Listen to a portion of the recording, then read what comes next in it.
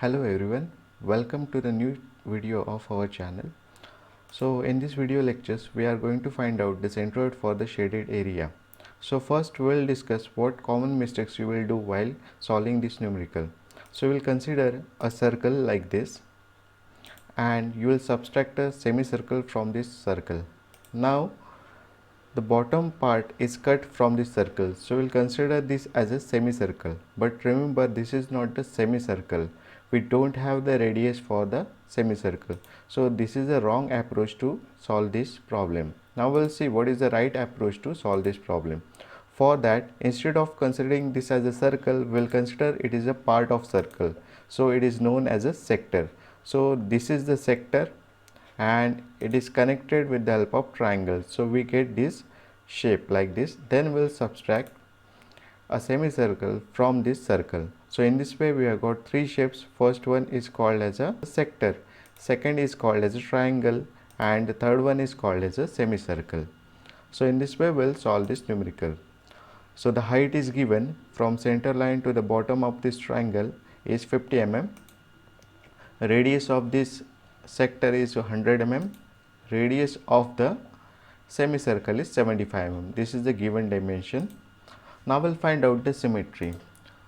This is the given figure. Now we'll split it vertically into two parts. So this is the part 1 left side, this is the part on the right side.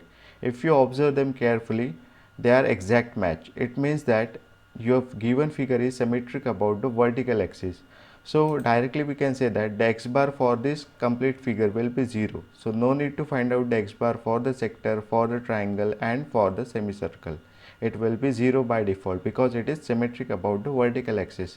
Now we'll find out for the horizontal axis. So if you split it horizontally into two equal parts, so this is upper part and this is the bottom part.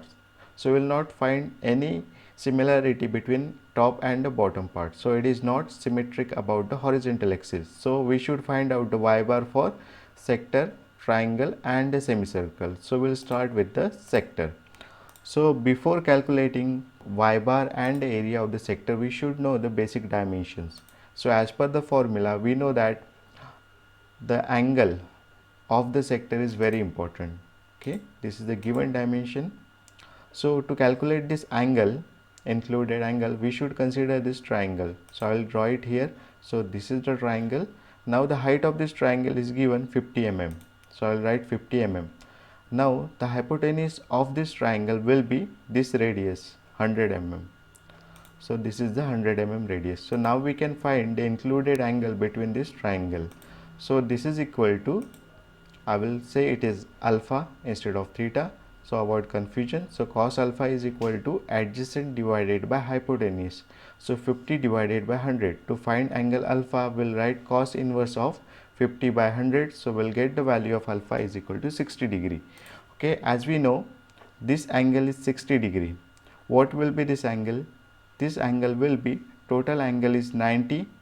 So this is 90 minus this orange 60. So we'll get here 30.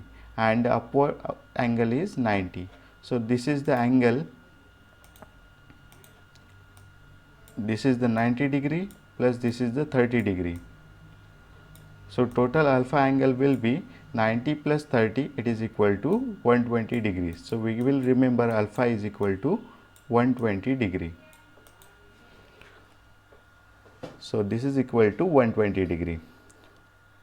So this is the alpha, 2 alpha will be 120 into 2. So now we'll find out the side B, remaining side of this triangle by using the Pythagoras theorem. We know that hypotenuse square is equal to 50 square plus B square will be the value of the B, right, as per the Pythagoras theorem. So we get the value of B is equal to 86.6 mm. So just remember the value of alpha is 120 and the base of this half triangle is equal to 86.6 mm. These values are required in the further calculation. So we'll go to the next slide. So we'll start with the sector. We have all other dimensions required to find out the sector. This is the exact sector that we have got. Now we'll find out the area. Now area is equal to pi into alpha into r square divided by 180. So for sector the value of radius is 100 mm. So we'll put here pi into alpha angle alpha is equal to 120 degree.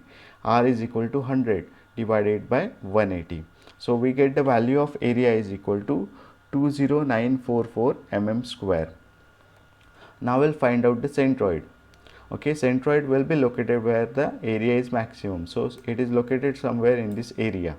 So this is the value of y bar. X bar is 0. We have seen why x bar is 0 in the previous slides.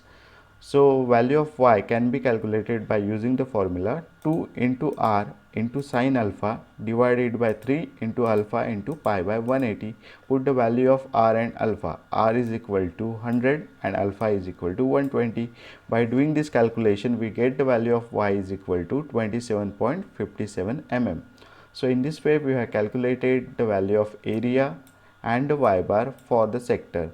Now we'll go for the triangle. So this is the given figure, the triangle. This is the x and y coordinates. This is the value of height of the triangle. It is given in the numerical 50 mm. Now we know that we have calculated the value of b, base, for the half triangle. It is 86.6 mm.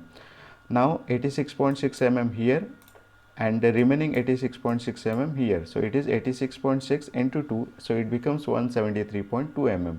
We know base and the height of the triangle, so we can find out the area of this triangle. It is equal to half base into height. Put the value of base and height. So we get the value of area is equal to 4330 mm square. Now we'll find out the centroid.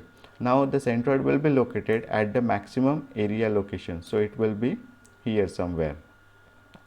So to calculate this value, we know that it is equal to, this is equal to your y bar. So y bar is equal to 2 by 3 into height. Now remember, this is your y-axis. So your centroid is below this y-axis. So it is minus. That's why it is minus 2 by 3 into 50. So the answer is 33.33. Or secondly, what you can do, we know this height. This is equal to 50 by 3. And the total height is equal to 50. So to calculate this y bar, what we can do, y bar is equal to total height minus 50 by 3.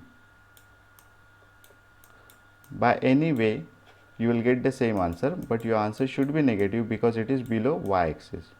So in this way, we can calculate the value of y bar is equal to 33.33 mm. Now we'll go for the semicircle. So this is the given figure, all other dimensions are given. We'll draw on the xy axis. This is the location of semicircle. Now the radius of semicircle is known, 75 mm. We'll subtract this area from the total area. That's why area is minus pi r square. Put the value of r is equal to 75. We will get the value of area is equal to minus 8835.73 mm square. Now we'll find out the centroid. Centroid will be located somewhere here.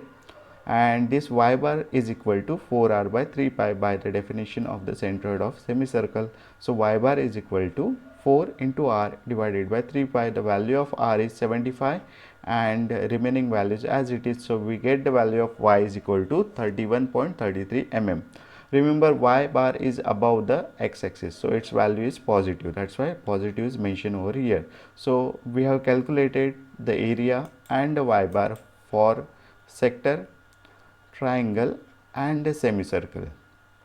If you don't understand, or still if you have any problem in the calculation of angle, alpha or any other sides, you can re-watch this video. After calculating all other values, we'll go to the table format. We'll write sector, triangle and semicircle.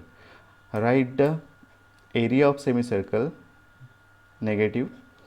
The y bar for the triangle is negative, all other values are positive. Multiply, x bar is equal to 0. You can skip this column if you want, and we'll get the summation of area is equal to 16,438.27, and this is the summation of ai yi.